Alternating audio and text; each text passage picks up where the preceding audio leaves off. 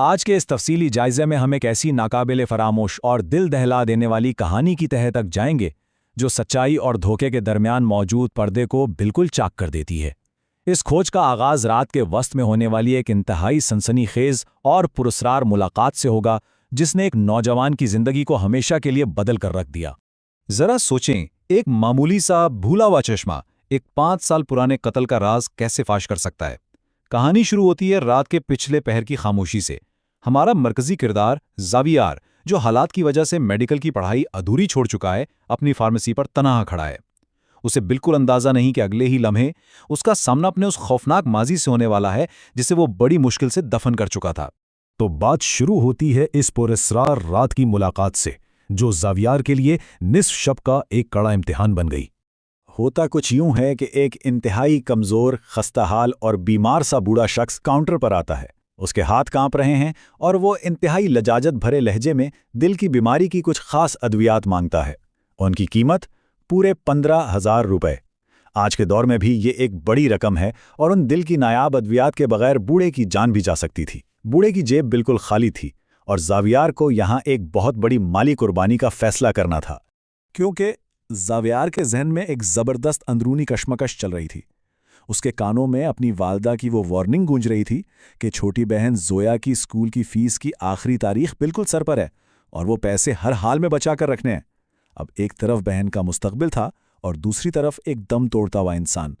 लेकिन ज़ावियार का ज़मीर उसे बेहिस नहीं होने देता और वो हमदर्दी का रास्ता चुनते हुए अपनी बहन की फीस के पैसों से उस अजनबी बूढ़े का बिल अदा कर देता है। अब यहां आता है कहानी में एक जबरदस्त और हैरान कुन मोड़। वो बूढ़ा शख्स जल्दबाजी में अपना पुराना चश्मा काउंटर पर ही भूल गया।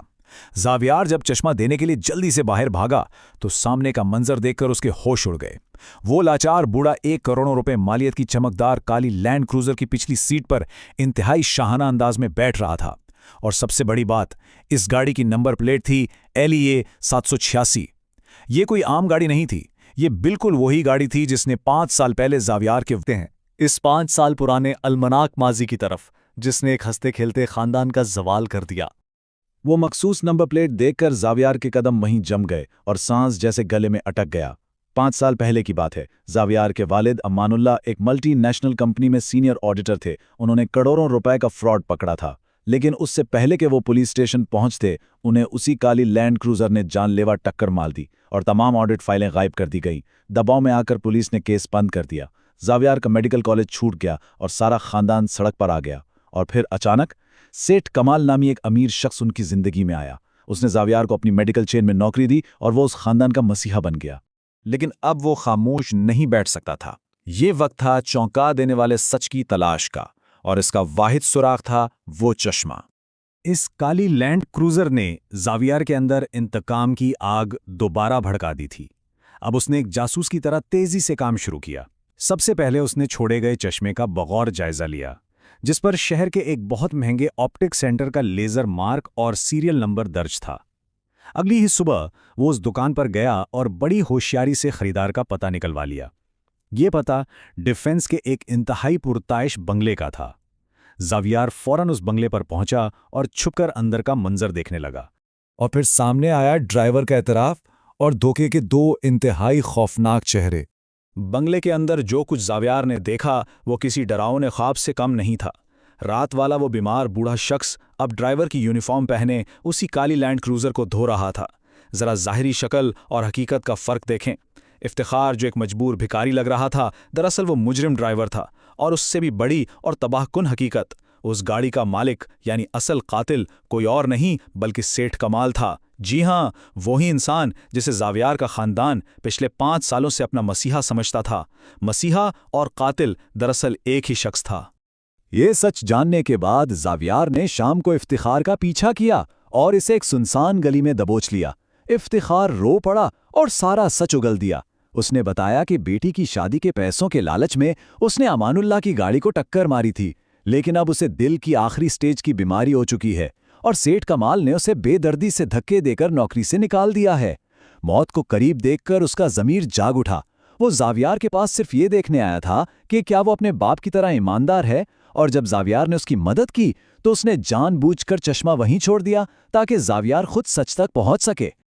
और फिर इफ्तिखार ने अपनी जेब से एक छोटी सी काली यूएसबी निकालकर जावियार के हवाले कर दी। ये कोई आम ड्राइव नहीं थी। इसमें 5 साल पुरानी वो डैश कैम वीडियो मौजूद थी जिसमें सेठ कमाल खुद कत्ल का ऑर्डर दे रहा था, और साथ ही वो तमाम ऑडिट फाइलें भी थीं। इफ्तिखार ने यह भी बताया कि सेठ कमाल के खिलाफ पुराना करप्शन केस दोबारा खुल गया है और वो आज रात ही फरार होकर दुबई जा रहा है। वक्त बहुत कम था। अब बारी थी उस जाली मसीहा के लिए एक ऐसा जाल बिछाने की जिससे निकलना नामुमकिन हो। इसी शाम सेठ कमाल हमेशा की तरह अपनी रिवायती मुस्कुराहट के साथ फार्मेसी में दाखिल हुआ। उसने इंतहाई मीठे लहजे में दुबई जाने का बहाना बनाया और जावियार को अपना बेटा करार दिया। ये मुनाफिकत सुनकर जावियार को घिन आ रही थी और अंदर से उसका खून खौल रहा था, लेकिन उसने अपने जज्बात पर काबू रखा और खामोशी से मुस्कुराता रहा। और फिर जावियार ने जाल फेंका। उसने अचानक दुकान का मेटल शटर नीचे गिराकर ताला लगा दिया। बाहर की दुनिया से उनका राब्ता कट गया। फिर उसने निहायत सुकून से इफ्तिखार का वो पुराना टूटा हुआ चश्मा काउंटर पर सेठ कमाल के सामने रखा और तंजिया लहजे में कहा कि अपने ड्राइवर से कहें कि रात के वक्त गाड़ियां जरा ध्यान से चलाएं। वो चश्मा देखते ही सेठ कमाल का वो फरिश्तों वाला झूठा निकाब एक ही सेकंड में चकनाचूर हो गया। इससे पहले कि सेठ कमाल कुछ बोल पाता, जावियार ने अपना लैपटॉप खोला, यूएसबी लगाई और वो डैश कैम वाली वीडियो प्ले कर दी। इस बंद स्टोर के अंदर सेठ कमाल की अपनी ही खौफनाक आवाज़ पूरी ताकत से गूंजने लगी। कोई गवाह जिंदा नहीं बचना चाहिए। 5 साल बाद जावियार का नाम नेहाद मोहसिन एक बेनकाब मुजरिम की तरह उसके सामने खड़ा कांप रहा था। लेकिन कमाल की ढिठाई तो देखें। जब उसे एहसास हुआ कि उसका सच बेनिकाब हो चुका है तो घबराहट की जगह एक शैतानी हंसी ने ले ली। उसके लहजे में गुरूर छलकने लगा और वो बोला कि मैंने तुम्हें पैसों का मोहताज इसलिए बनाया था ताकि तुम सारी जिंदगी मेरे जूते पॉलिश करो। तुम मेरे गुलाम हो जावियार। और ये कहकर उसने अपने ब्रीफकेस से पिस्तौल निकालकर जावियार पर तान ली। उसे लगा कि उसकी दौलत आज भी उसे बचा लेगी और वो जावियार को भी इस बंद दुकान में हमेशा के लिए खामोश कर देगा। मगर वो नहीं जानता था कि अब वक्त आ चुका था वालिद के लिए इंसाफ का और एक हतमी अंजाम का। मौत को बिल्कुल अपने सामने खड़ा देखकर भी जावियार के चेहरे पर रत्ती बराबर खौफ नहीं था। उसने एक ऐसा जोरदार कहकहा लगाया जिसने सेठ कमाल को शदीद उलझन में डाल दिया। जावियार ने महज हाथ का इशारा किया और अचानक स्टोर के पिछले अंधेरे गोदाम का दरवाज़ा खोला। अंदर से पुलिस इंस्पेक्टर अपनी भारी नफरी और सर झुकाए हुए इफ्तिखार के साथ बाहर आए। जावियार पिछली रात ही तमाम सबूत पुलिस को देकर गिरफ्तारी के वारंट हासिल कर चुका था। ये मंजर देखकर कमाल के हाथ से पिस्तौल गिर पड़ा और पुलिस ने इस मगरूर कातिल को हथकड़ियां पहनाकर जिल्लत के साथ घसीटते हुए बाहर निकाल लिया। शिकारी खुद शिकार हो चुका था। और फिर हम कहानी के उस जज्बाती उरूज पर आते हैं जहां रात के पिछले पहर जावियार शहर के पुराने कब्रिस्तान में अपने वालिद की कब्र के पास बैठा है। उसकी आंखों से आंसू तो बह रहे हैं, लेकिन ये फतह और इंसाफ के आंसू हैं। वो कब्र की मिट्टी को छूते हुए कहता है कि मैं एक बड़ा डॉक्टर तो नहीं बन सका बाबा, लेकिन आज मैंने माशरे के सबसे बड़े कैंसर का इलाज कर दिया है। एक बेटे ने अपना मुकद्दस फर्ज निभा दिया था। इस सब के बाद एक बहुत बड़ा सवाल जहन में उभरता है, क्या सच्चा इंसाफ कभी हमेशा के लिए छुपा रह सकता है? जावियार की ये जिद्दोजहद हमें बताती है कि सच्चाई को जितने मर्जी पर्दों में छुपा लिया जाए, मुकाफाते अमल का पहिया घूमता जरूर है और इंसाफ का वक्त आकर रहता है। ये एक ऐसा वाकया है जो यकीनन देर तक जहनों में नक्श रहेगा। इस तफसीली जायजे में साथ रहने का बेहद शुक्रिया।